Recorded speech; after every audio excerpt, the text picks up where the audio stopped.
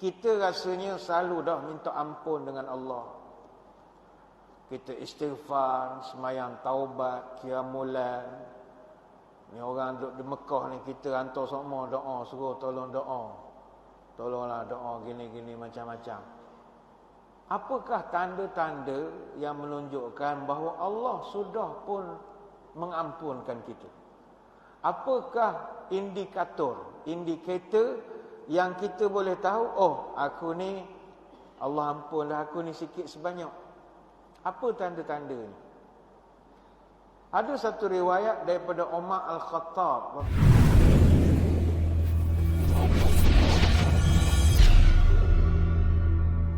Assalamualaikum warahmatullahi wabarakatuh. Bismillahirrahmanirrahim.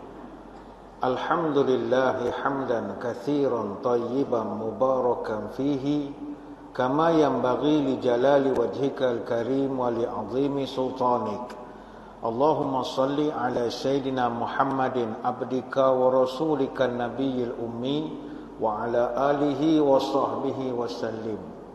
Nawaitu ta'alluma wa ta'lim wa tazakkura wa tazkir wa naf'a wal intifa' wal ifadah wal istifadah wal hatha ala tamassuki bi kitabillah wa sunnati rasulih wad du'a ilal huda wad dalalah alal khair ibtigha'a wajhillah wa mardatihi wa qurbihi wa thawabihi.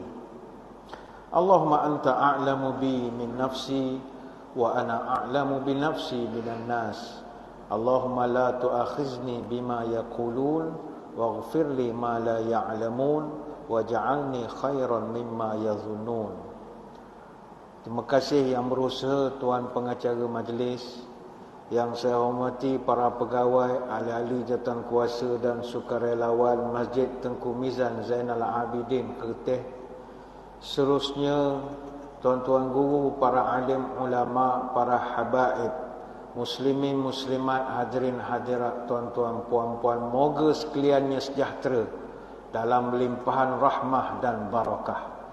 Saya dahului dengan penyataan tahmid kesyukuran atas pertemuan pada malam ini, dan seterusnya dapat kita bertatap muka untuk membincangkan satu tajuk yang telah dimaklumkan oleh pihak masjid, iaitu hijrah menuju maghfirah. Hadirin hadirat sekalian, hijrah adalah perkara yang sangat mustahak dalam kehidupan. Dalam Quran, Allah ulang perkataan hijrah sebanyak 28 kali. Ada 12 kali Allah sebut dalam bentuk past tense, fi'il madhi. Ada dalam bentuk mudhari', future and present tense sebanyak 3 kali. Ayat perintah berhijrah ada 6 kali. Dalam bentuk singular sekali, bentuk plural 4 kali. Ini disusun oleh ulama' begitu terperinci sekali. Ada hijrah maknawiyah, ada hijrah makaniyah. Hijrah makaniyah disebut dalam surah An-Nisa ayat 100. Disebut juga dalam surah Al-Hajj ayat 58. Hijrah ma'nawiyah disebutkan dalam surah Al-Ankabut ayat 26. Surah Muddathir ayat 5 dan begitulah seterusnya. Hijrah ini para ulama mengatakan secara etimologinya dia berasal daripada perkataan hajara yuhajiru muhajaratan wa hijratan. Maknanya dia berasal dari kalimat hajara yahjuru hajran. Dia ada 4 maksud dalam bahasa Arab. Pertama at-tarku, yang kedua al-i'rad, yang ketiga al-qat'u, yang keempat al-man'u. Maknanya hijrah pertama maknanya at-tarku, meninggalkan. Macam tuan-tuan meninggalkan rumah datang ke masjid, itu hijrah, meninggalkan. Ada juga berpaling, i'rad, kita berpaling daripada benda hak tak molek kepada molek, tinggalkan, berpaling, hijrah. Ada juga makna al-qat'u, memutuskan terus daripada benda hak tak molek kepada hak molek. Dan juga al-man'u, menahan. Semuanya dalam bentuk maksud hijrah. Sebab itu dalam konteks hijrah Nabi, kata para ulama, Dia asal daripada hajara tu tadi, maknanya mufaraqah, iaitu Nabi tinggalkan satu tempat menuju kepada tempat yang lain. Orang yang berhijrah dipanggil muhajir. Cuma dalam bahasa Arab, hijrah ini tidak khusus untuk yang bersifat positif saja. Orang yang berpindah meninggalkan tempat hak molek kepada hak tak molek juga disebut hijrah juga. Daripada molek cara hidup Islam kepada cara hidup hak tak berapa nak Islam, itu pun hijrah juga. Artinya asal meninggalkan itu semuanya hijrah. Tapi secara isti'arahnya juga, kata ulama, hijrah juga untuk benda-benda bersifat non-fizik pun sama juga. Daripada hak baik kepada tak baik, itu pun hijrah. Tapi secara umum yang kita biasa dengar, hijrah ini sunnatullah. Satu benda hak kita tidak boleh nak elak. Lagu mana pun kehebat kita ini, tak boleh elak hijrah. Dia benda hak pasti berlaku. Macam kita manusia duduk satu alam nama roh, tidak kekal hijrah. Satu alam namanya rahim. Alam rahim tidak kekal, hijrah lagi pergi ke alam dunia, hak sekarang kita sedang berada. Alam dunia kekal tak? Tak. 60 tahun, 70 tahun, pindah lagi pergi ke satu alam namanya barzakh. Alam barzakh itu kekal atau tidak? Di alam kubur. Tak. Pindah lagi, begitulah seterusnya. Kita kerja naik pangkat, kerja polis, constable, naik pangkat lance corporal, itu hijrah. Lance corporal pindah naik corporal, corporal pindah naik sarjan, sarjan hijrah naik sarjan major, sarjan major pindah pergi sub inspector, sub inspector hijrah naik inspector, inspector pindah naik Allahyarham inspector, dan begitulah seterusnya. Lepas tu kalau inspektor, jangan hina kopral, jangan hina constable. Awak pangkat apa? Tak boleh begitu. Awak esok Allahyarham inspektor je esok. Tak bawa ke mana? Hijrah. Hijrah, hijrah, hijrah. Cuma ringkas perbincangan. Apa destinasi hijrah terbaik? Tuan-tuan sekalian, soalan kalau ditanya apakah hijrah terbaik, soalan ni sahabat pernah tanya pada Nabi. Sahabat dah siap tanya dah. Dia, kalau tuan-tuan perasan, Nabi kita ni, dia tidak ajar sahabat buat ibadat asal buat. Tak. Dia ajar sahabat buat ibadat mesti terbaik, first class. Sebab itu sekarang ni kita ramai pendakwah, pentarbiah tak ada. Dakwah ni janji mau buat. Tarbiyah ni kita nak groom orang tu buat terbaik. Sebab itu dakwah dan tarbiyah sepatut bergabung. Dakwah wa tarbiyah. Tapi sekarang tak ada. Dakwah dan terbiyah. Terbiyah begitu je. Orang ngikut dia, tapi kita biar supaya yang kampung tak berjaga, tak berjaga. Dia ada ilmu tapi tidak ditarbiyahkan. Murabbi itu tak ada. Dia beza dakwah dengan tarbiyah. Kalau dakwah, orang tanya hukum ustaz, kalau semayang pakai t-shirt atau pakai jersey bola, boleh tak? Apa jawapan dakwah? Boleh, sah, janji mu semayang. Cukuplah, tak payah fikir-fikir. Itu dakwah.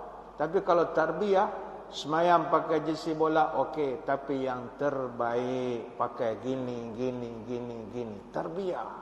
Jadi budak tu esok, sehari dua pakai t-shirt, minggu depan pakai jubah, pakai semuta, pakai serban. Dia tidak biarkan, dia tarbiyah. Jadi sahabat Nabi groom buat biar terbaik. Maka mereka dah biasa kalau nak beramal, dia akan tanya Nabi, ya Rasul, apa amal terbaik? Apa haji terbaik? Apa puasa terbaik? Jadi dia dah tanya Nabi dah. Dia ada 5 soalan dia pernah tanya pada Nabi dalam hadis riwayat Abu Daud. Ya Rasul, ayu a'mali afdal? Apakah amalan first class number 1 ya Rasulullah? Nabi pun jawab, amalan hak terbaik sekali tulul qiyam. Amalan yang terbaik sekali berdiri lama masa semayang. Mungkin tuan-tuan pun heran, aku dulu dengar ceramah ustaz tu sebut amalan terbaik ni, apa beza-beza Nabi. Nabi jawab ikut orang tanya. Orang hak mari tu dia dah tahu. Ini orang ni barangkali tak cara kemak. Sibuk dengan kawan-kawan, ngeteh, minum siang malam, dok cara kemak. Jadi asal dia mari tanya soalan, Nabi akan jawab, yang terbaik jaga mokmu. Nabi ikut siapa hak tanya. Nabi tengok dia ni kalau semayang cepat.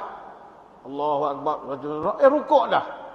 Jadi bila sampai masa dia jumpa Nabi, ya Rasul, apa amalan terbaik? Nabi tahu dah, dia ni semayang nak cepat sokmo. Amalan terbaik berdiri lama dalam semayang. Bergantung pada orang bertanya. Jadi tuan-tuan jangan pelik. Apa malam ni dengar amalan terbaik berdiri lama semayang? Aku dengar minggu lepas hadis lain pula kata amalan terbaik adalah haji mabrur. Ada amalan terbaik ikut orang bertanya. Itu cara Nabi. Jadi dalam riwayat ini, sahabat yang bertanya ni mungkin semayang tidak lama. Jadi bila ditanya, ya Rasul, ayu a'mali afdal? Nabi menjawab, tulul qiyam. Saya menyeru diri saya dan tuan-tuan malam ni lah, kita nak nyambut 1 Muharram nanti. Salah satu perkara yang kita boleh ubah untuk kualiti ibadat kita, marilah kita semayang ni berlama-lama sikit. Bukan kata tak sah baca pendek, sah, tak masalah. Ni ceritanya nak dapat afdal, yang terbaik. Kita nak tarbiyah kan? Buat hak terbaik. Semayang biar lama sikit. Orang akan komplain, imam panjang baca, tak imam aku duduk lagi masjid. Dia manusia ni, dia nak pergi masjid ni, dia akan cipta 1001 alasan untuk tak pergi masjid. Ada masa, babu mu tak pergi masjid, aku serabut pergi masjid. Babu pula, parking payah. Dia parking. Kita buatlah parking comel-comel macam mana. Babu mu tak pergi masjid, parking besar dah.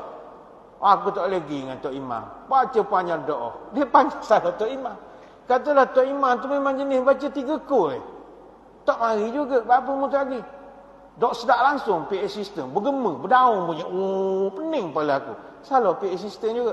Manusia memang sentiasa mencari sebab untuk tak mari masjid. Bukan sebab dia jahat sangat. Tak. Talbisu iblis. Bisikan iblis, setan ni. Dia ngusik kita. Mu tak pergi lah serabut Tok Imam. Mu tak pergi lah Bilal. Tegur orang pun tak. Jadi ada benda nak marah. Nyebab kau malas pergi masjid tu. Malas aku pergi masjid, Tok Imam bengkeng. Malas aku pergi masjid, AJK senyum pun tak. Nak cari sebab, tak mari. Mari je masjid. Lawan setan.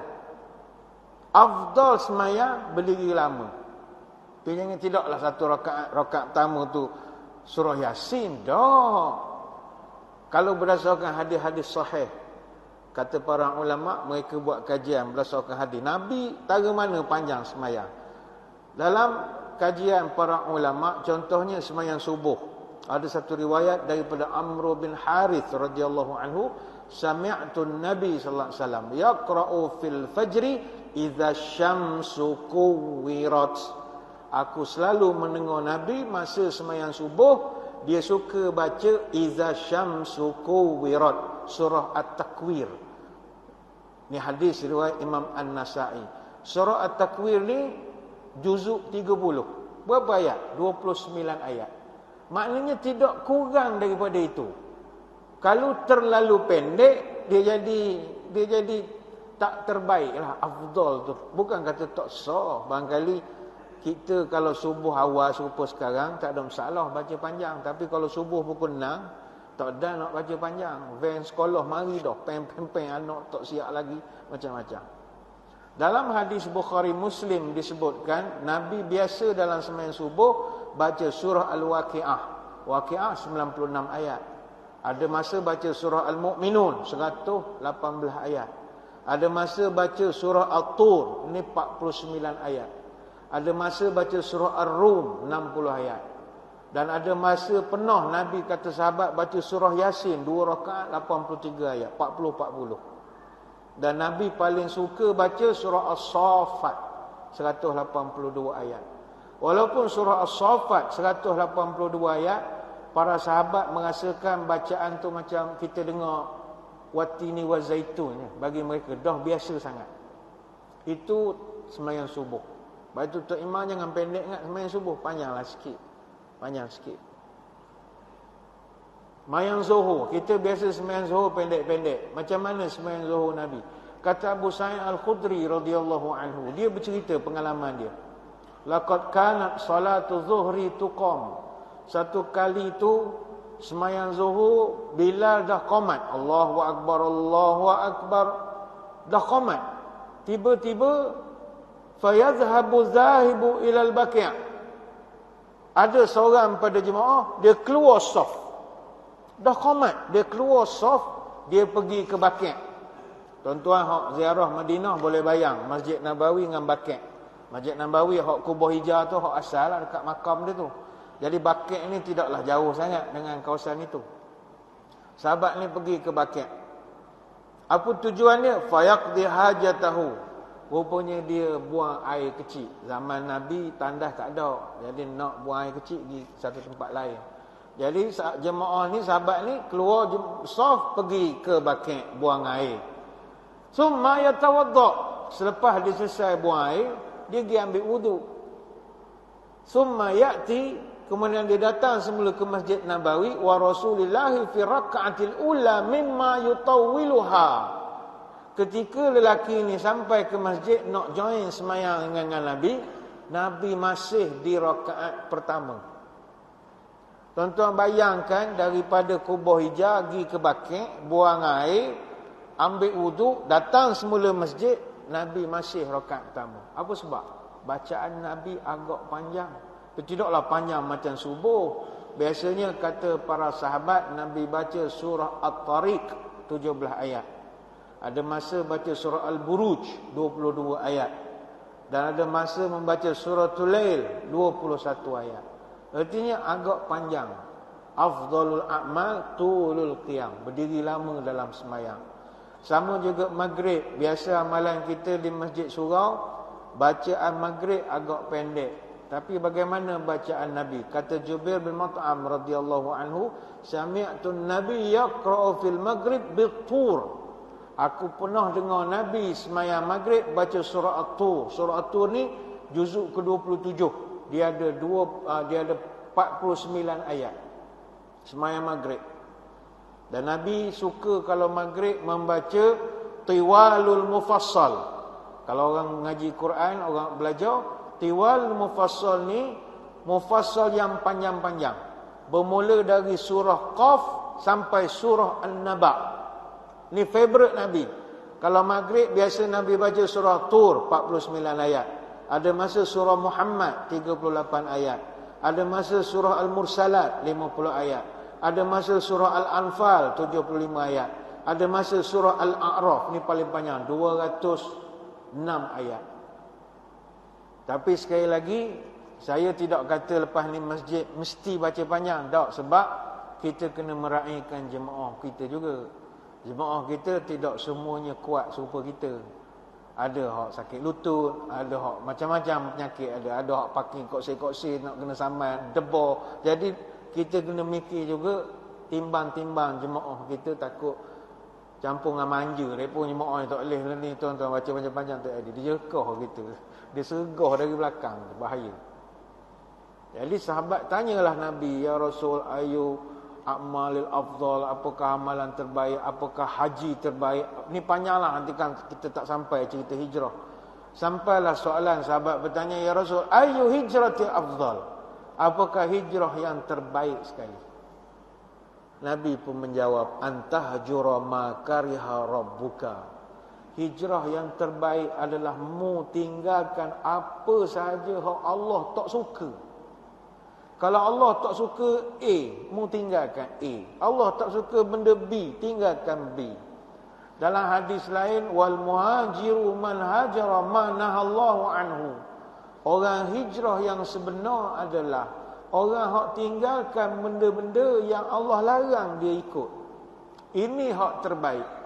Maka dalam bahasa mudah, hijrah terbaik adalah kita hijrah menuju dan mencari redha Allah.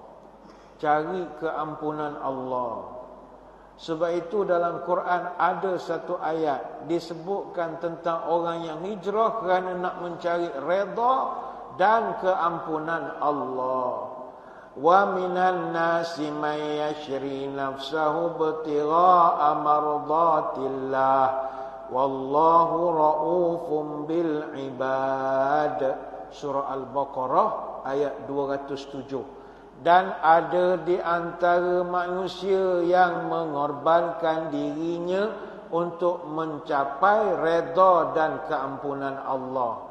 Dan Allah adalah Maha Penyantun terhadap hamba-hambanya. Ada dalam Quran. Apa sebab nuzul ayat ini? Kata Imam Ibn Katsir dalam tafsirnya, ayat ini turun berkaitan dengan Suhaib bin Sinan Ar-Rumi radhiyallahu anhu.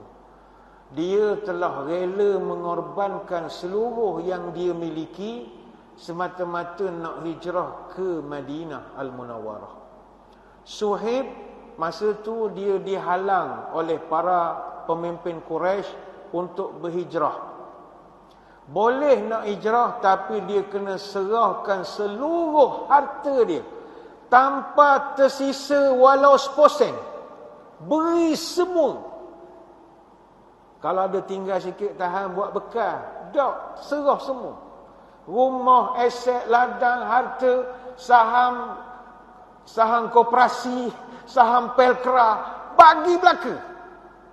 Tanah pusaka, tanah sawit ke apa, habis bagi belaka. Tanah kuning kerajaan Hamda, rumah kerajaan apa, serah semua. Gi selai sepinggang. Kalau tuan-tuan orang suruh kita nak buat, tak, runding dulu. Kita runding dulu lah. Takkan tak ada keping tanah pun ke saya kalau kita.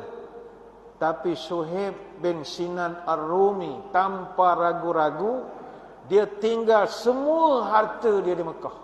Dia kata kalau awak semua nak ambil ni, ambillah. Tapi tolong jangan kacau, saya nak pergi ke Madinah. Bila dia sampai saja ke Madinah, dia bertemu dengan baginda Nabi SAW. Nabi telah puji dia. Padahal Nabi pergi awal dah, tapi ini wahyu kan. Sampai ke Nabi cerita dia. Lalu keluar pada mulut Nabi, Rabiha Suhaib, Rabiha Suhaib. Kata Nabi, untungmu wahai Suhaib. Untungmu ni wahai Suhaib. Suhaib pun heran, untung benda pula aku tak ada benda tinggal. Selai sepinggang mari sini, untung lagi.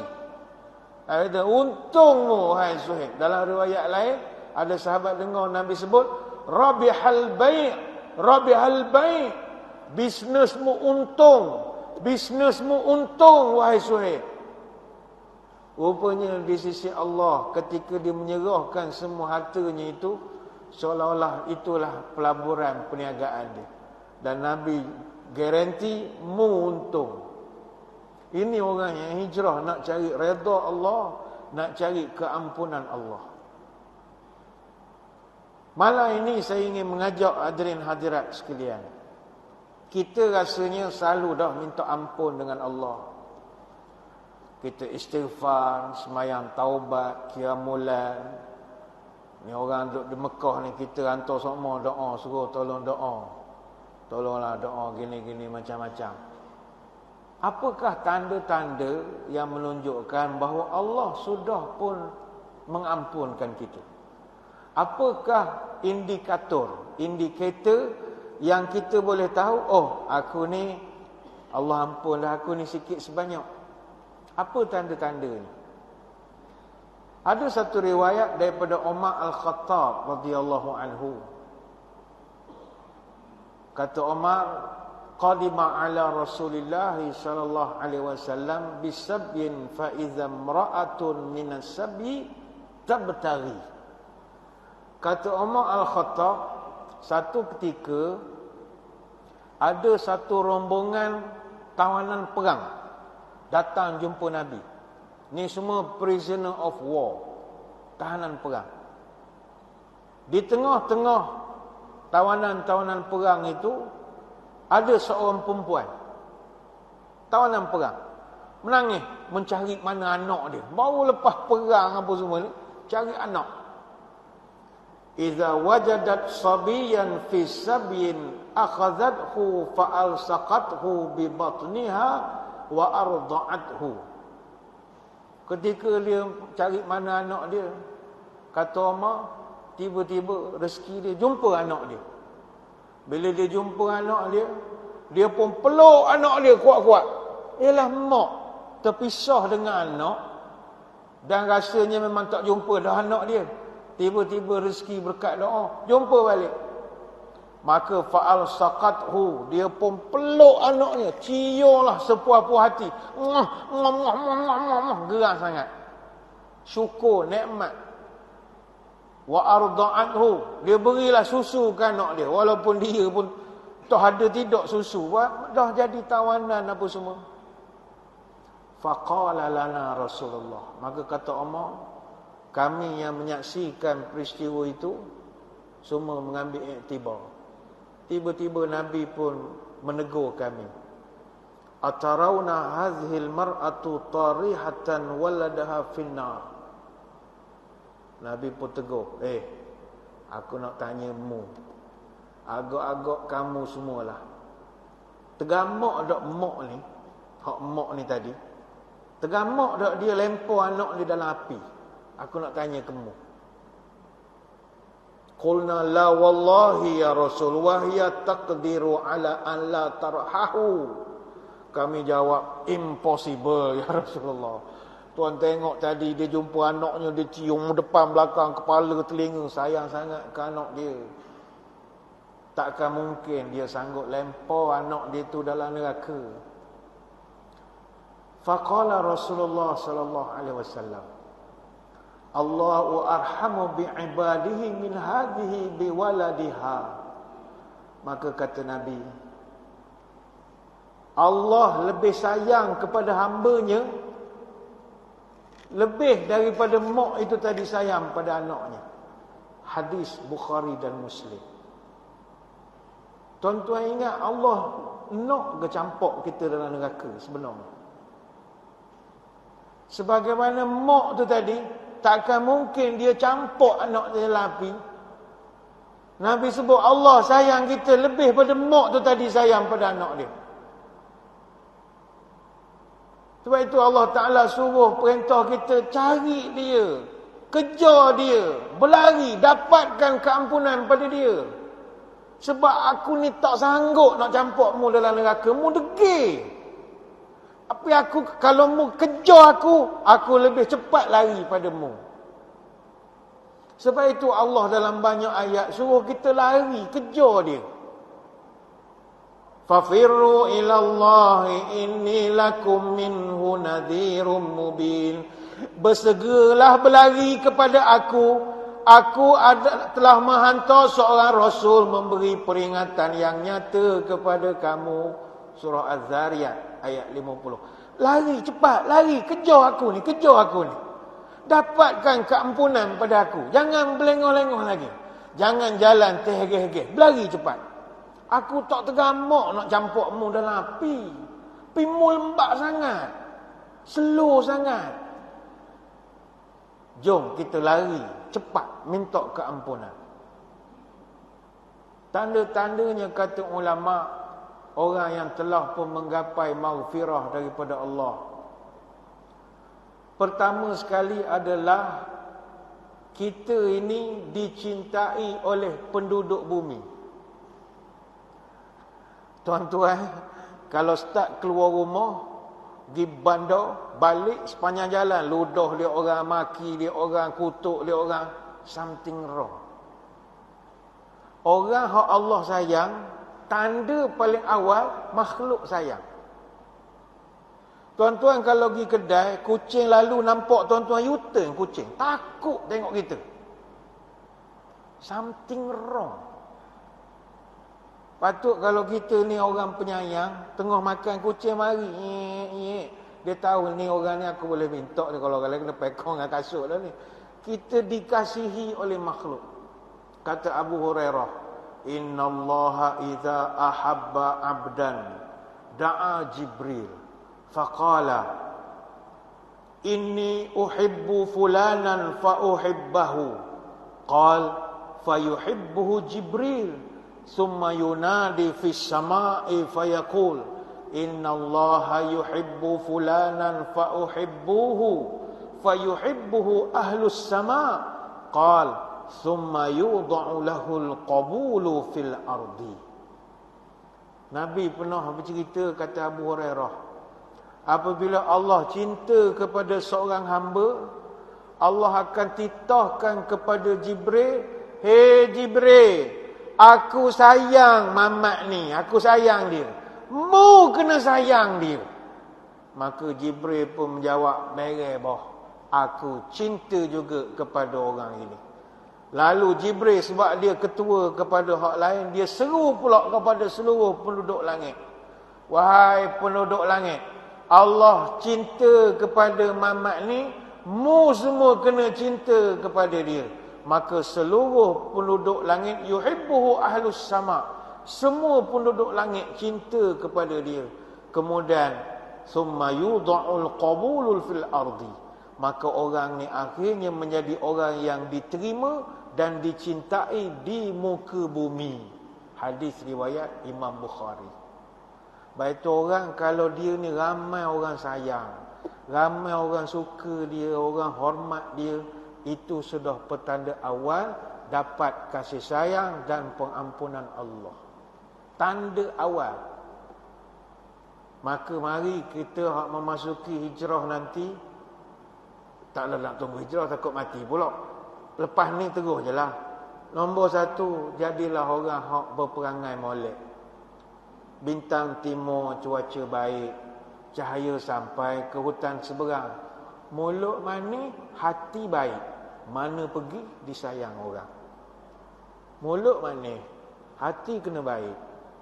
Percayalah orang akan sayang kita.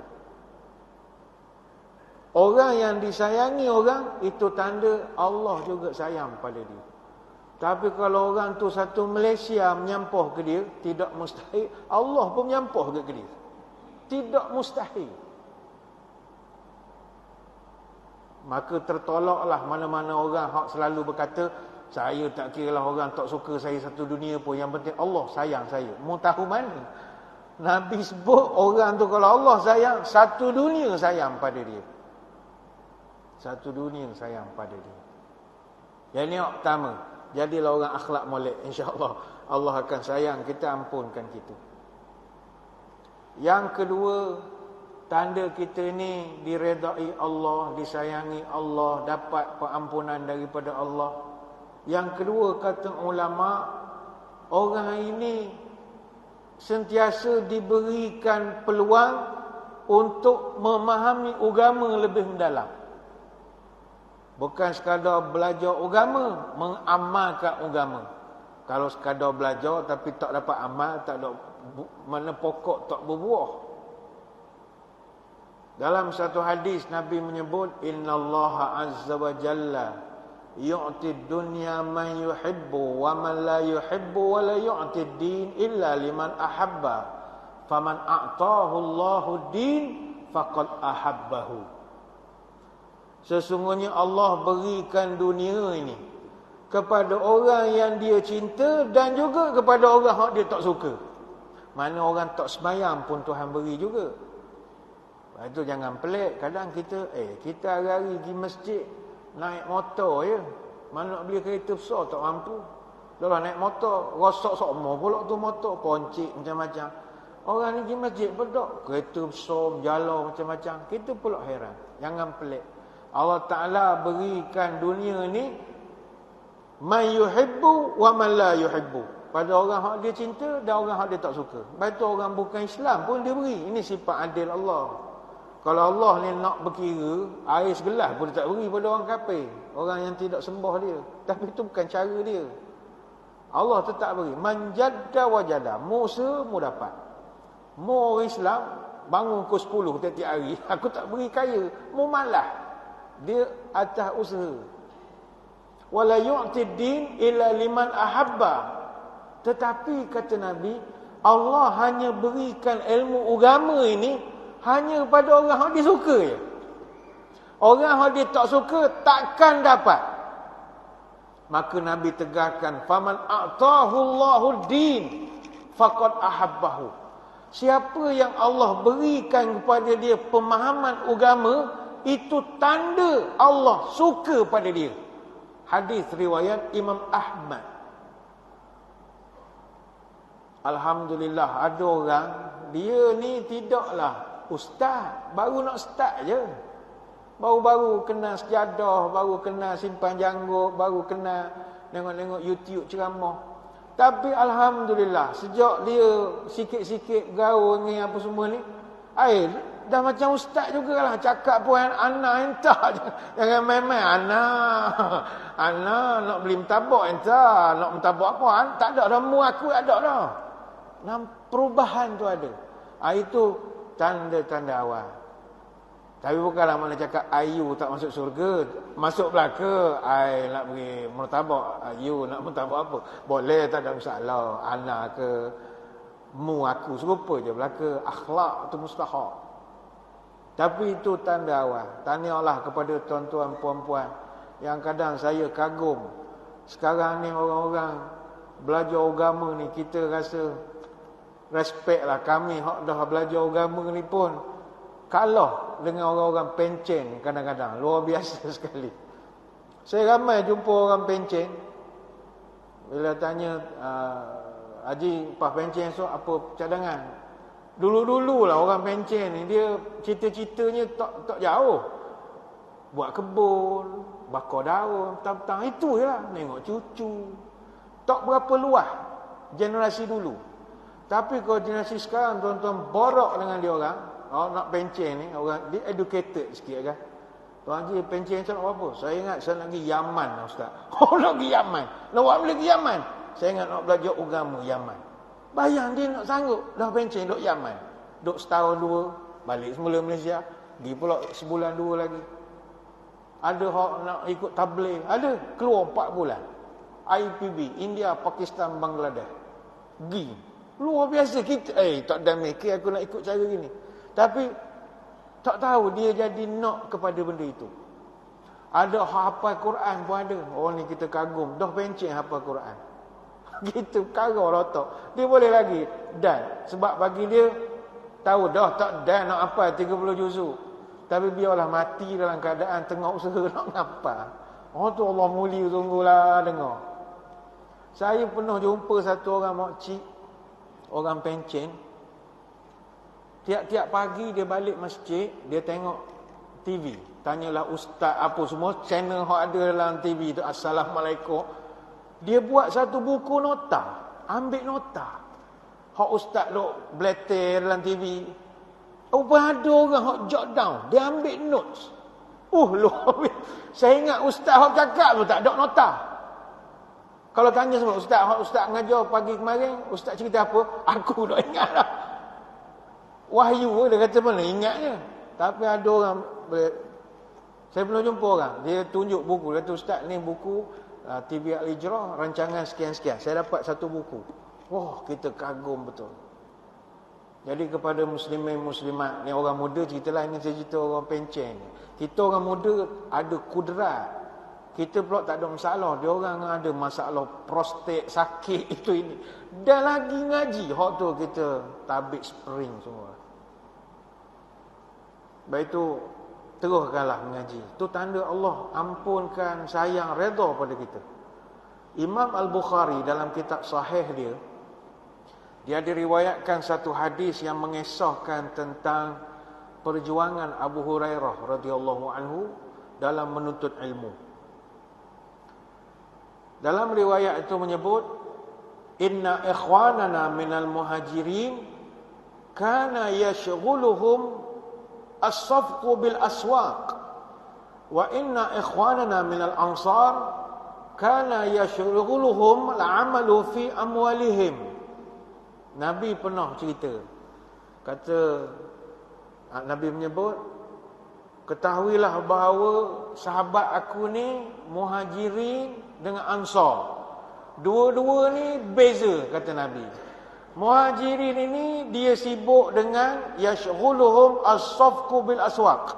Orang muhajirin, orang Mekah sibuk meniaga. Mereka meniaga di pasar. Orang daripada Mekah. Wa inna akhwanana minal ansar. Adapun orang Madinah, orang Ansar, kana yashghuluhum al-amalu fi amwalihim. Dia pula sibuk dengan tanah dia, tanah pertanian. Dia tuan tanah belaka kan, orang Bumi Putra, jadi banyak tanah. Jadi orang Mekah sibuk niaga, orang Madinah sibuk dengan kebun ladang dia lah.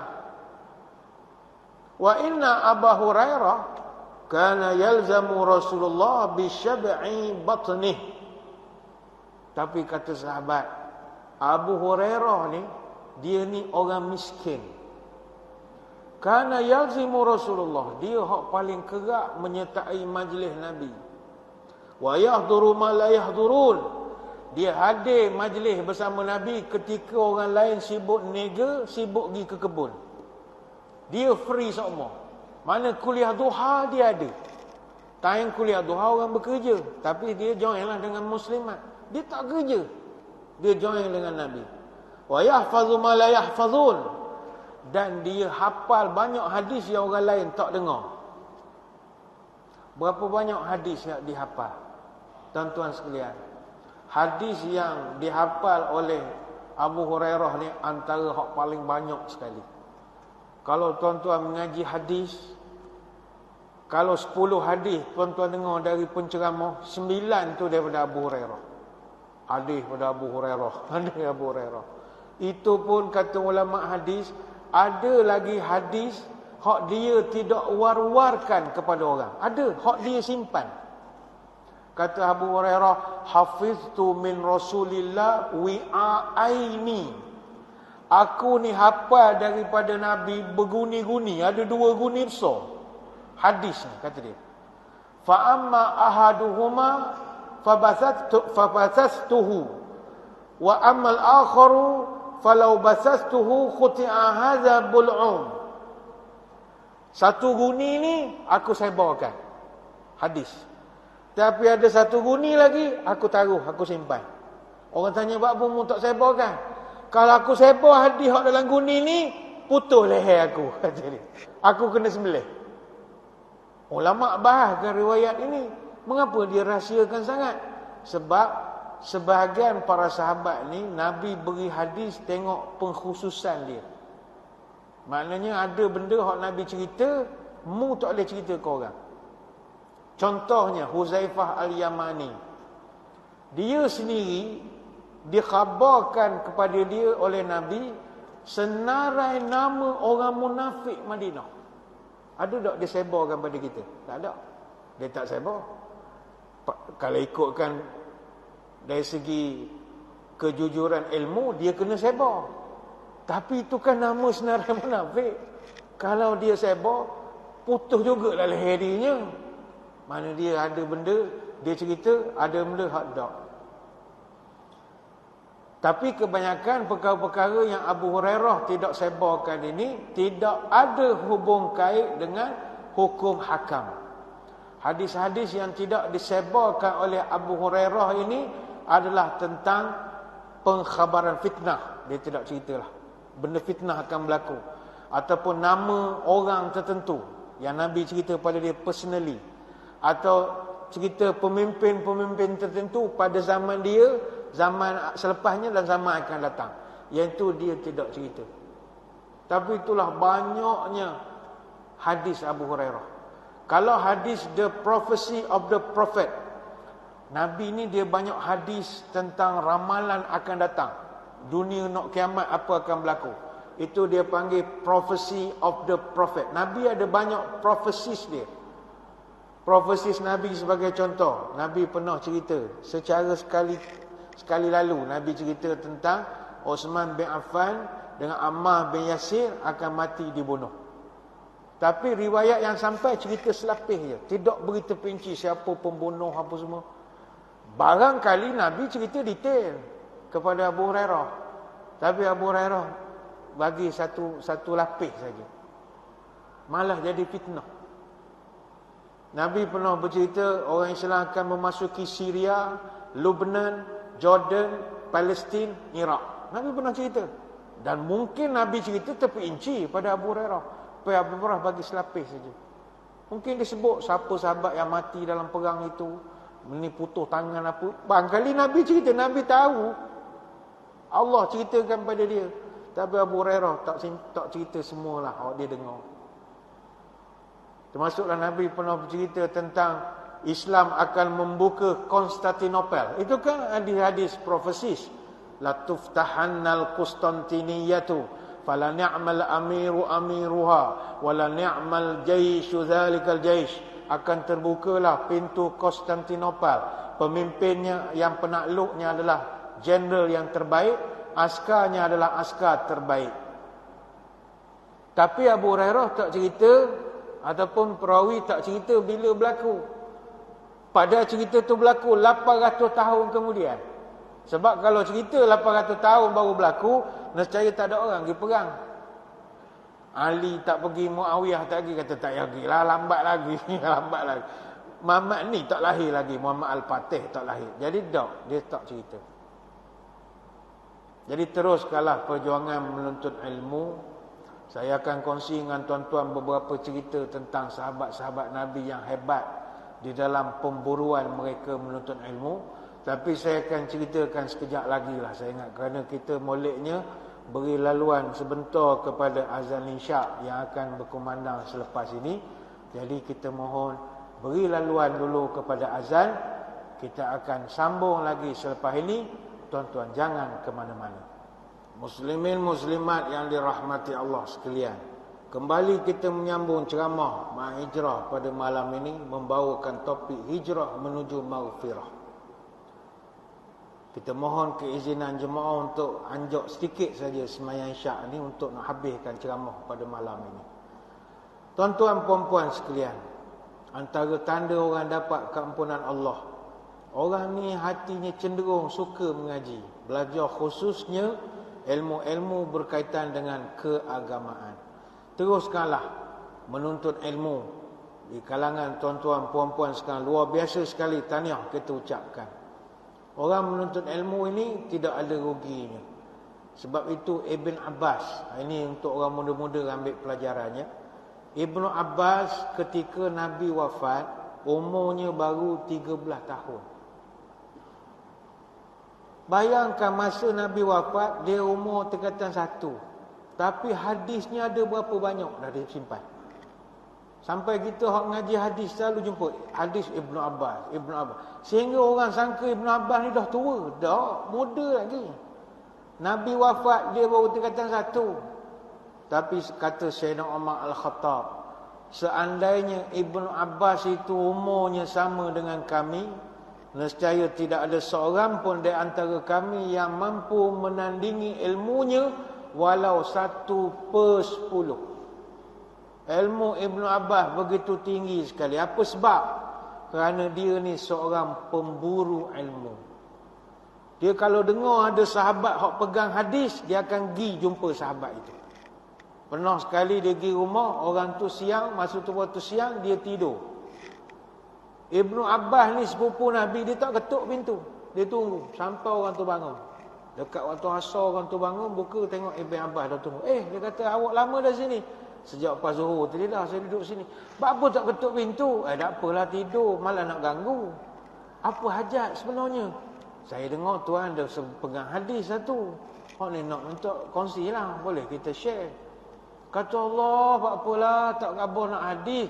Kalau sepupu Nabi hok minta saya pergi ke rumah, tak apa. Tak payah mari sini. Apa jawab Ibn Abbas? Tak boleh gitu. Al-ilmu yu'ta wa la ya'ti, kata dia. Tak boleh. Ilmu ini mesti didatangi, bukan ilmu yang mendatangi. Jadi tuan-tuan kalau nak jadi orang alim, tuan-tuan jangan panggil penceramah datang ke Kerteh. Tuan-tuan pergi ke rumah penceramah tu baru betul. Orang ni duduk sila dengar ceramah kena speed track macam-macam ni, contoh. Lepas tu, ngapa aku ni ngaji lama masjid tak alim? Sebab orang alim datang cari tuan-tuan, tak boleh. Al-ilmu yu'ta wa la ya'ti. Ilmu tu kita datang ke dia. Macam dulu kau orang nak pergi mondok, kena Tok Kupaluh misalnya. Orang pergi tu, daripada Pahang, daripada Cenor pergi menuntut ilmu, tak dapat dengan dia, dapat dengan anak cucu dia pun jadilah. Orang nak ambil barakah. Orang dengar pula pondok mana, pasal tumbuh di Kelantan di mana. Orang pergi. Mana ada orang panggil tok guru pondok ceramah di masjid itu, tak ada. Kita pergi kat dia. Tapi sekarang ni ramai kena garuk dah agaknya jadi. Tok Guru mari ngajar. Jadi kuranglah sikit dia punya barakah. Kurang sikit. Pergi kata ngaji dah minggu lepas dah ingat ustaz. Mbak nak ingat macam mana? Hilang. Ini contoh bukan marah kat sini dah. Tak apa panggil lah ceramah tak masalah. Ada banyak kisah-kisah iktibar yang kita boleh ambil daripada para alim ulama, kesungguhan menuntut ilmu. Memang beruntunglah orang-orang hak sekarang ni sedang sibuk menuntut ilmu. Saya ada jumpa orang di pondok moden. Oh, luar biasa. Orang Penceng, pondok moden. Dia malah nyusahkan anak dia. Dia beli tapak melelok rumah. Begitulah dengar ceritanya. Di belah-belah Kelantan. Buat rumah, harga berapa harga. Dari situ dia ngaji, zikir. Dia belajar tasawuf, macam-macam lah. Seminggu sekali balik, anak ambil. Ada harian pun ada. Dia panggil tabi tua. Tabika orang tua-tua. Tadi tua pun boleh tak? Tadika orang tua. Mana dia terbalik. Masa anak dia kecil tu, dia hantar anak dia ke tadika. Pergi nursery. Balik office petang dia ambil. Bila dia dah pencen, anak dia pula hantar dia pergi ke nursery. Tapi bukan rumah orang tua-tua. Tempat mengaji. Dia rumah mengaji. Ada ustaz apa semua. Belajar Quran. Lepas tu kita ada Qailulah sebelum Zuhur tidur. Itu kan sunnah Nabi kan. Qailulah sebelum azan Zuhur. Zuhur semaya. Lepas Zuhur zikir. Ngaji Quran. Ada tazkirah pendek. Baca hadis 2-3 hadis. Lepas tu zikir. Buat apa kraft tangan ke apa. Nunggu asar. Pukul 5 nak ambil balik. Wah, bersungguh. Luar biasa sekali. Ini hebatlah dia nak belajar. Ada orang main WhatsApp je kerja. Main WhatsApp tak ada kerja. Ngatur orang sana, ngatur orang sini. Kutuk tu imam, kutuk pengurusi masjid. Dia bila dah pencet, dia kerja ngacak kerja orang. Ni contoh bukan orang sini. Ni cerita orang Kuantan. Kacau orang sana, kacau orang sini. Masa dia kerja tu, tak nak nolong orang. Dah pencet, sains tak laku, sibuk. Masa sains laku tu, tak nak tolong orang. Ni contoh-contoh saja, contoh. Ada satu kisah yang saya pernah dengar daripada Syekh Hisham Al-Burhani. Ini seorang ulama besar di Syria. Ini dari mulut dia cerita tentang kejadian yang berlaku di perkuburan Maqbarah Ad-Dahdah. Satu kawasan kubur dekat dengan Damsyik, dekat kawasan Masjid Umawi. Nama kawasan kubur tu kubur Ad-Dahdah. Dahdah ni nama ulama lah. Jadi situ kubur tempat bersemadinya para ulama, aulia dan para syuhada, orang-orang mati syahid. Nama sempena nama seorang ulama hadis, Abu Ad-Dahdah Ahmad bin Muhammad bin Ismail At-Tamimi rahimahullah. Jadi ini kawasan kubur orang-orang hebat. Dia cerita, guru ni cerita, ada satu ketika seorang penggali kubur. Dia kerja gali kubur. Datang satu orang wanita, jumpa dia, minta tolong. Dia kata, "Tuan, boleh tak siapkan kubur untuk jenazah saudara saya?" Maka kata penggali ni, "Okey, beres." Dia pun siapkan kubur yang lahat apa semua. Datang penggali ni, nampak rombongan bawa jenazah. Dia pun masukkan dalam liang lahat. Masa dia tanam, dia dapati satu kejadian yang pelik. Katanya, "Ra'aitu ajaban." Aku melihat satu keajaiban. Tapi dia tak tahu sama ada dia tu di alam nyata ataupun alam yang tak nyata. Berhalusinasi, kata orang sekarang. Kalau budak-budak orang ngisap, dia panggil tengah high. Aku ni tengah high ke, tengah lalok ke, tengah ria ke, aku tak pasti. Macam orang lepas makan ubat batuk orang, dia tak koyak. Dia kacik. Kalau budak-budak gempi kuda panggil kacik. Aku kacik dia. Aku tak pasti aku ni ria ke tak, tapi aku nampak macam orang macam tu. Jadi dia tak berani nak cerita. Penggali kubur ni dia tak berani nak cerita pengalaman dia.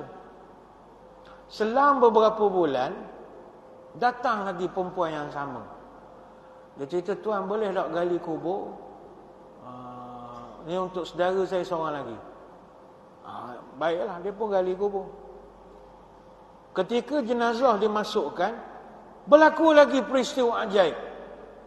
Kata dia, ra'aitu ajaban fi hadhihi al-asna yaftatihu al-qabru wa yusbihu rawdatun min riyadil jannah wa jaa malakani akhadhahu.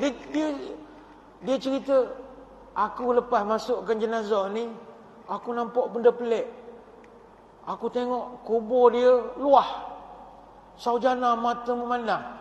Ada taman dalam kubur dia. Tapi aku tak tahu, aku ni duduk alam nyata ke alam khayal. Aku tak tahu, kata dia. Nak cerita ke orang takut fitnah. Tapi aku nampak luah taman. Wajah malakani akhadahu. Aku nampak malaikat dua mari ambil jenazah ni, bawa lari. Bawa pergi ke mana aku tak tahu. Tapi dia tak cerita ke orang.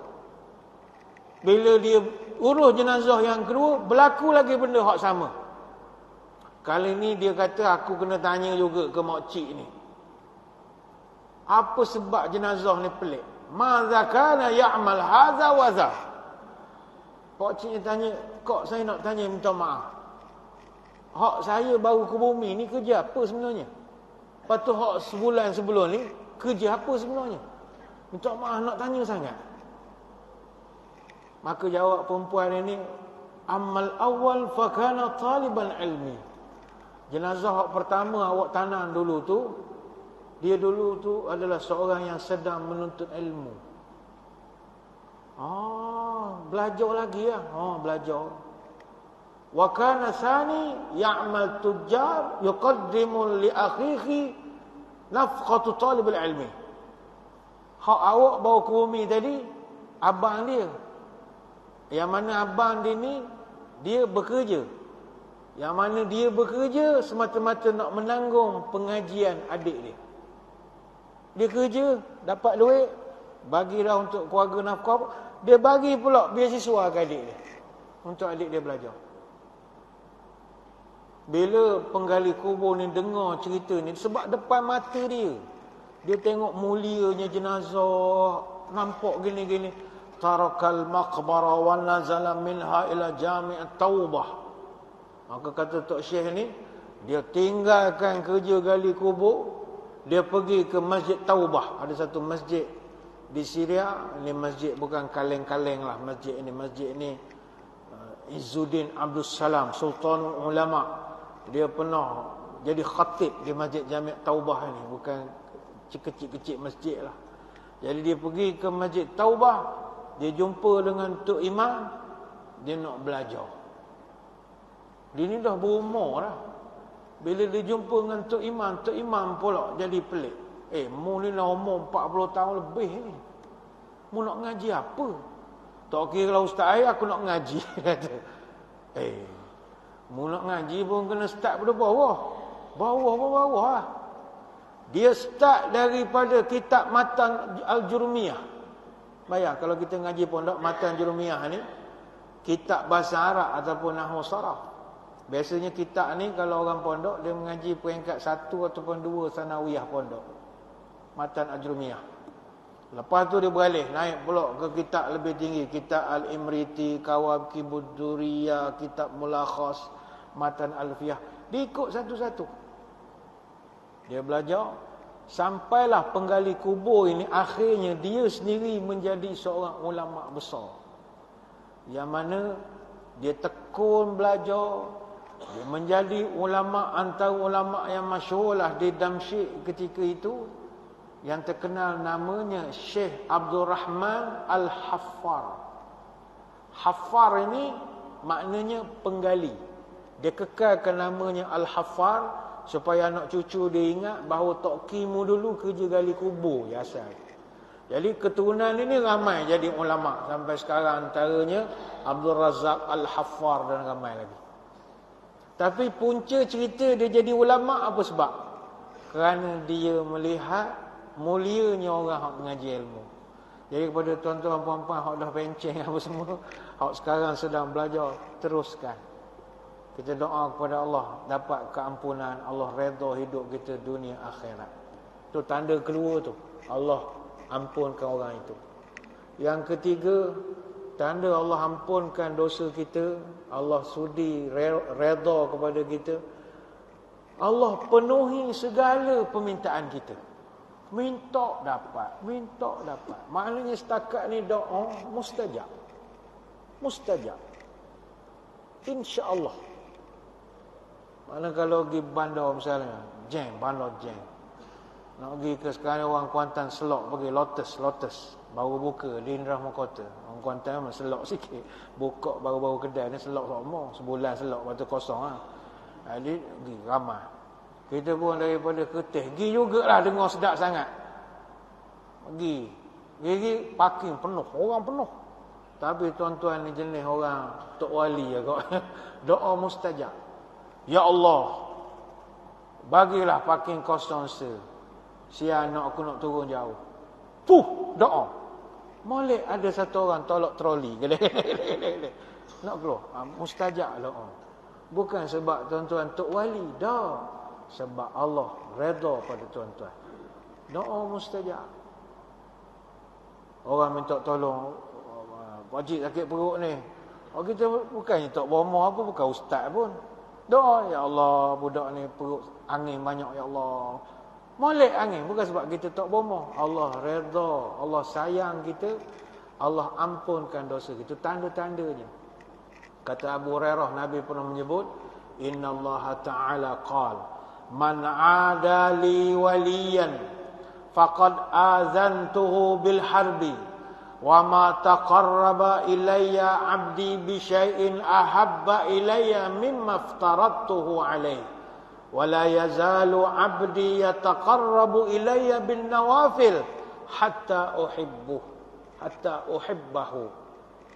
Sesungguhnya Allah, kata Nabi, pernah berfirman, siapa yang bermusuh dengan wali-waliku, maka aku umumkan perang terhadap orang ini. Tidaklah hamba-Ku itu dekat dengan aku dengan sesuatu, maka aku akan cinta pada dia. Maka hamba ni akan dekat pula padaku dengan benda-benda yang tidak diwajibkan kepadanya. Maka dia tidak henti-henti dekat kepadaku bin nawafil, dengan ibadat-ibadat sunat. Fa iza ahbabtuhu kuntu sam'ahu alladhi yasma' bihi wa basarahu alladhi yubsiru bihi wa yadahu allati yabtishu biha. Kalau dia sudah aku cintai, maka kalau dia mendengar, pendengarannya itu akulah yang menjadi pendengarannya. Kalau dia sudah aku cintai, penglihatannya yang dia gunakannya itu adalah penglihatan yang aku berikan pada dia. Maknanya dia melihat dengan cahaya Allah, mendengar dengan cahaya Allah, bercakap dengan cahaya. Maknanya panjang hadis riwayat Bukhari. Lepas itu jangan pelik tok-tok wali zaman dulu, mulut masing. Lepas tu orang-orang mustajab doa, kurang cakap. Tak serupa kita cakap sama. Cakap duduk kedai kopi borok, semua benda tahu. Wah. Orang hak doa mustajab kurang cakap. Sebab dia tahu kalau dia terlepas cakap jadi. Baik tu kalau tuan-tuan jumpa tok-tok wali, tok-tok guru hak warak, korang cakap. Banyak cakap ni penceramah tuan-tuan. Ulama korang cakap. Ini tok guru ni korang cakap. Kita tidur tu. Bukan dia tidur zikir. Dia korang cakap. Tu kita dengar tok kenali ke, tok selehu lah macam-macam. Doa mustajab. Kalau Tok Kupalu, orang putih mari duduk atas kursi rumah dia. Orang putih tu tinggi suara. Dia bangun lekat kursi punggung. Siap Tok Kupalu nganjing lagi. Dalam negeri saya orang nak ambil kursi saya pun orang nak ambil juga. Malu orang putih tu. Lekat punggung jalan gini. Apa boleh jadi gitu? Doa mustajab. Dia malas nak cakap. Kalau cakap jadi. Sebab dia bercakap dengan nur Allah. Dia memandangkan nur Allah. Berapa ramai tok wali, minyak tak ada, orang ngadu tak ada minyak ni. Tak apa, taruh rumput jalan. Tuan-tuan try buat. Kena bohong motor. Tak ada. Sebab kita mulut cakap lama. Wah. Nyumpah seranah tak boleh. Dia orang tahap mustajab, dia diam saja. Itu tanda dia. Tapi tadi Nabi sebut bin nawafil. Orang ni tandanya dia ni orang yang Allah cinta, mustajab doa, Kerana dia banyak nawafil. Nawafil ni apa? Amalan sunat. Jadi kita muhasabah diri kita. Kita banyak tak buat amalan sunat. Kalau tak banyak, jangan mimpi mustajab doa. Orang mustajab doa ni amalan sunat tak tinggal. Memasuki bulan hijrah nanti, tuan-tuan doa pada Allah sama-sama. Ya Allah, jadikanlah aku ni mudah nak buat ibadat sunat. Kita ibadat wajib tak payah petikai lah. InsyaAllah sembahyang subuh, sembahyang zuhur, sembahyang asar, sembahyang maghrib, sembahyang isyak. Tak ada masalah. InsyaAllah buat. Soalan, boleh tak sembahyang subuh tu di masjid? Itu payah. Sembahyang masjid dia pula saf paling depan. Sembahyang saf paling depan dia pula dah siap berwuduk dari rumah. Kemudian dia dapat sunat fajar. Sunat fajar ni lepas azan subuh ada 2 rakaat. Yang Nabi tak pernah tinggal. Bahkan Nabi sebut, siapa tertinggal sembahyang sunat fajar boleh qada. Mana ni lah sembahyang sunat yang boleh qada, sunat fajar. Sebab fadilat dia besar. Tapi orang yang tak cara ke sunat, dia tak buat. Dia sembahyang subuh pukul 6.30 dekat birai katil, dia rasa masuk surga dah. Oh, masuk surga dah aku, alhamdulillah, 6.30 sembahyang. Umur kat 50, 6.30 kita sembahyang. Orang lain sembahyang masjid 6.30 dia minum air dah. Mana sunat. Asal ceritalah doa mustajab, cak ayang tu.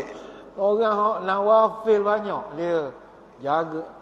Berapa orang puasa bulan Zulhijjah? Berapa orang? Tak ramai. Kita pun sehari 2 je dapat nyebut. Ada orang dapat 9 hari direct, luar biasa sekali. Oh ni orang banyak nawafil. Orang ni yang layak dapat doa mustajab. Orang lain sembahyang subuh 6.30 doa mustajab apa? Waktu pergi ke Lotus doa 10 kali pun tak boleh parking lagi. Sembahyang subuh pukul 7. Lepas tu minta masuk surga Firdaus. La ilaha illallah. Tak mana siapa. Orang banyak sorpan.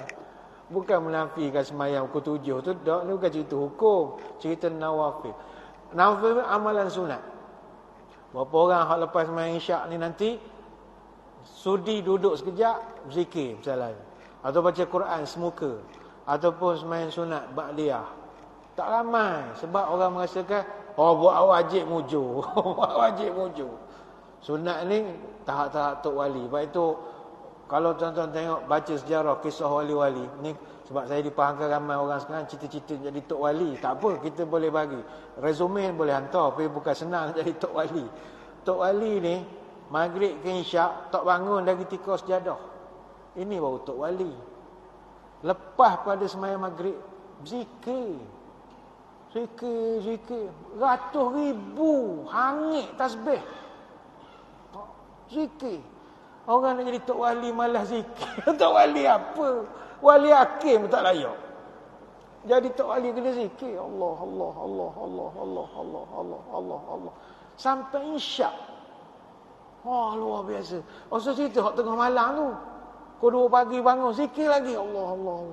Semayang Qiyamul zikir tak tinggal. Baru boleh jadi tok wali.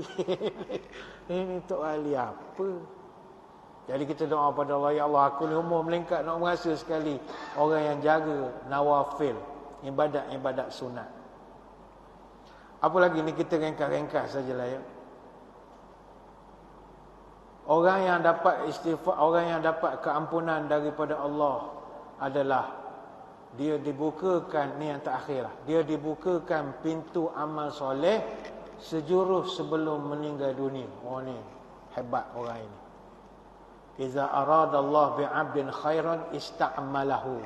Qila wa masta'malhu qal yuftahu lahu amalun salihun baina yaday mautih hatta yarda anhu man hawlahu. Nabi pernah cerita apabila Allah nakkan kebaikan kepada seorang hamba, maknanya Allah redha dia, Allah ampunkan dia, Allah akan jadikan dia suka beramal. Sahabat bertanya, apa yang dimaksudkan suka beramal tu ya Rasulullah? Nabi jawab, Allah bukakan untuk dia beramal soleh sebelum dia meninggal. Ini hadis riwayat Imam Ahmad dan Al-Hakim. Tuan-tuan, ada orang masa muda, Allah jeng sungguhlah. Hoha, karaoke lah itu ini. Kita tengok, mu ni tak ada gaya sungguhlah. Sekali tiba-tiba kita jumpa semula, lain dah penampilan. Cakap pun beralur, lembut. Dalam hati kita agak ni kanser agaknya. Ada dapat penyakit. Mungkin ada orang, dia berubah kerana sakit. Dia tahu dah aku hidup tak lama. Dalam hati kita lah, dia ni agak Allah uji dengan sakit. Kanser tahap 3, tahap 2, kanser darah ke apa. Hak ni jadi gini. Rupa tak, dia tak ada sakit, tak ada apa, dia nak berubah. Mungkin kerana doa mak dia, doa isteri dia, doa anak dia. Dia berubah. Dengar cerita, meninggal pula dah. Wah, ini orang bagus. Allah buka peluang dia beramal sebelum meninggal. Ada orang tuan-tuan daripada muda beramal. Sampai umur tertentu, nano pula dah. Hara jadi menggatal, tak tentu hara. Piwit. Meninggal. Mana sebelum dia meninggal tu, peliklah perangai dia. Ini kita doa yang baik-baik je lah untuk orang macam ni. Tapi ada orang tak. Mungkin kawan-kawan kita, tuan-tuan pun ada arwah-arwah yang kita kenal. Dia ni orang biasa je, bukanlah ustaz, bukan apa Quran, tak. Tapi nak mati tu dia lain. Dia banyak cerita di Mekah, dia nak ngaji Quran, dia cari mana rumah tok guru mana. Tengok meninggal. Ini tanda orang dapat keampunan daripada Allah. Dia menghabiskan ujung hidup dia dengan beramal. Ada orang-orang alim yang kita dengar cerita. Orang alim kan dia tahu, dia ada geruh bila nak mati kan. Namun dia bangun tidur, hari ni aku ni nak mati agaknya. Dia bersalah ke anak dia. Siapkan ni. Dia dah start ngaji Quran, dia baca gini. Sila-sila tak ada dah suara, pun mati dalam bilik seorang dia. Ada semayang tengah sujud meninggal, luar biasa sekali. Kita berdoalah kepada Allah, moga-moga memasuki tahun baru hijrah nanti. Ya Allah, jadikanlah kita orang banyak beramal supaya dapat pengampunan daripada dia. Sebenarnya banyak nak diceritakan, tapi saya kira sekadar itulah dulu bicara dan sembang-sembang kita pada malam ini. Saya mengucapkan ribuan terima kasih di atas undangan. Mohon maaf sebarang kekurangan. Moga-moga kita dapat bertemu lagi pada lain-lain kesempatan. Sebelum kita berpisah, marilah kita menadah tangan berdoa. Moga majlis kita ini diberkati oleh Ilahi. A'udzubillahi minasyaitonirrajim. Bismillahirrahmanirrahim. Allahumma salli wa sallim ala Sayyidina Muhammadin salatan tukhrijuna biha min zulumatil wahmi. Allahumma tawil umurana wa sahih ajsadana wa nawwir qulubana wa thabbit imanana wa ahsin a'malana wa wasi' arzaqana wa ilal khairi qarribna wa 'anil syarri ab'idna wa qdi hawaijana fid dini wad dunya wal akhirah innaka ala kulli syai'in qadir. Ya Allah, panjangkanlah umur kami, sihatkanlah tubuh badan kami, terangkanlah hati kami, tetapkanlah iman kami, molekkanlah amalan kami. Luaskan rezeki kami, dekatkan kami dengan kebaikan, jauhkan kami dari kejahatan. Kabulkanlah segala doa kami, sama ada dalam urusan agama, dunia ataupun akhirat. Subhanakallahumma wa bihamdika nashhadu an la ilaha illa anta nastaghfiruka wa natubu ilaik. Wa sallallahu ala sayyidina Muhammadin wa ala alihi wa sahbihi wa baraka wa sallam. Walhamdulillahi rabbil alamin. Sekadar itu, wabillahi taufiq wal hidayah. Wassalamualaikum warahmatullahi wabarakatuh. Wallahu a'lam.